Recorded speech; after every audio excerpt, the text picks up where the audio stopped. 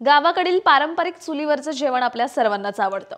पण तुम्ही कधी विचार केलाय का की चुलीवरची बर्फीची चव कशी लागत असेल? नाही ना?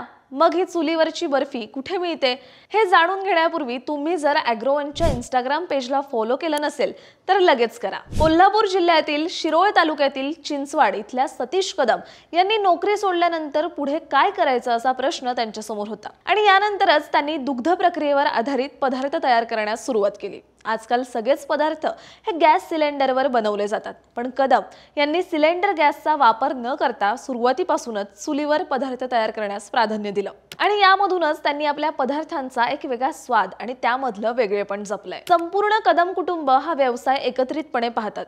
ग्राहकांची मागणी, सण समारंभ आणि लग्न सोहळे लक्षात घेऊन दररोज बर्फी, बासुंदी यासारख्या पदार्थांची निर्मिती केली जाते. कोणतेही प्रिझर्वेटिव्ह न वापरता श्री सिद्धेश्वर या ब्रँडने बर्फीची विक्री केली जाते.